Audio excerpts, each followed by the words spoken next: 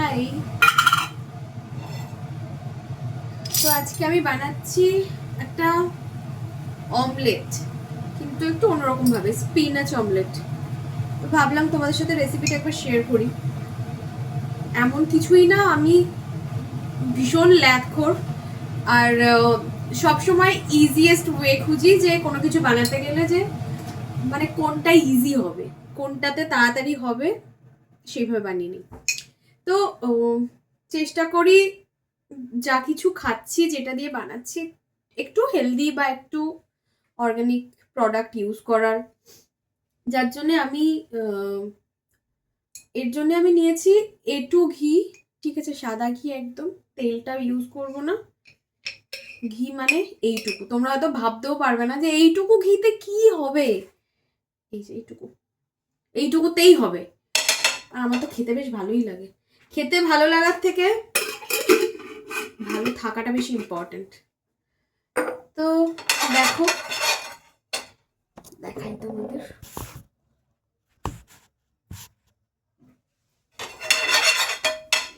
এই তাওয়াতে ঘিটা গরম হচ্ছে।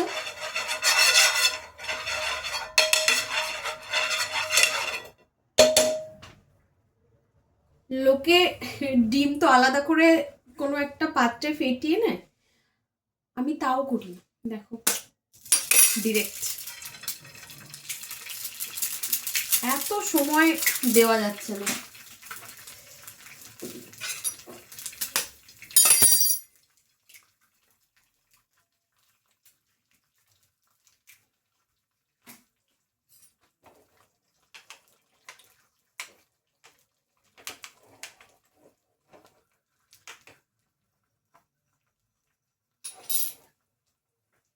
এদিকে আমি স্পিনাচটাকে কেটে ধুয়ে রেখেছি, এর উপর দিয়ে জাস্ট ছড়িয়ে দেবো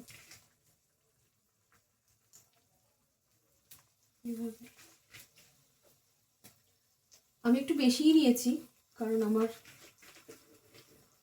ইচ্ছা হলো বেশি করে নিলে আমার ডেইলি যে রিকোয়ারমেন্টটা সেটা মানে পূরণ হয়ে যাবে।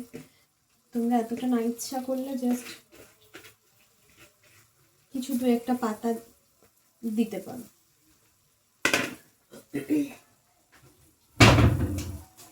এর ওপরেই আমি যে ব্ল্যাক পেপার,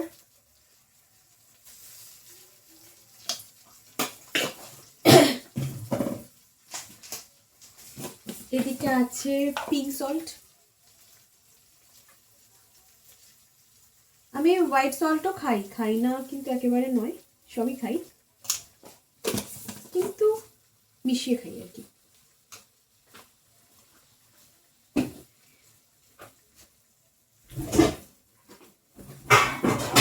এবার যেটা করব সেটা হচ্ছে আমি কিছুক্ষণের জন্য এটাকে ঢেকে দেব, যাতে পালং শাকটা নরম হয়ে আসে আর ডিমটাও হয়ে যায়। আর গ্যাসটা কিন্তু অবশ্যই সিমে করে দিও। ওকে। আর আমার অমলেট কিন্তু রেডি। দেখো, জাস্ট 3 মিনিটস লেগেছে আমার, আর এরকম সুন্দর একটা অমলেট রেডি। দেখো, ধোয়া উঠছে। এখন শীতকাল, উইন্টার, এরকম গরম গরম অমলেট খেতে খুব ভাল লাগে আমার। সবার না ক্রেভিং, শীতকাল মোমো খাবো, চলো কিছু বিরিয়ানি, কিছু কিছু নুডলস। আমার না সবসময় ইচ্ছা করে না, অনেস্টলি, মন থেকে বলছি। হ্যাঁ, একটু মনে হয় একটু আলাদা খাই, যেরকম রেগুলার খাচ্ছি সেরকম খাবো না। তো তোমাকে সবসময় খুঁজতে হবে হেলদি ভাবে কি খাওয়া যায়। আর আমার তো টেস্টিও লাগে, আমি জানি না অন্যের টেস্টি লাগে কিনা, আমার খুব টেস্টি লাগে স্পিনাচ অমলেট। এগের সাথে স্পিনাচের একটা ভালো কম্বিনেশন, যেটা আমাদের হেলথের জন্য খুব খুব উপকারী। তো শীতকাল, এখন রকমারি সব ভেজিটেবলস পাওয়া যায়, রকমারি খাওয়ার ইচ্ছা হয়, ক্রেভিং হয়, কিন্তু আমি বলবো চেষ্টা করো এরকম খাওয়ার। নিজে সুস্থ থাকো, ভালো থাকো, আরো ফেসে ভালো ভালো গ্লো আনো, নিজের ভালো একটা লাইফস্টাইল আমার মনে হয় একটা রুটিন, সেটা বহুদিনের অভ্যেস। তো আমাদের ফুড হ্যাবিটটা যদি ভালো রাখতে পারি, চেষ্টা করতে পারি, তো আমার মনে হয় যে 99% প্রবলেম সলভ হয়ে যায়। এত রোগ, এত সমস্যা, মানে শরীর, ওয়েট, আমরা আমাদের মানে খাবারের উপরেই কন্ট্রোল নেই।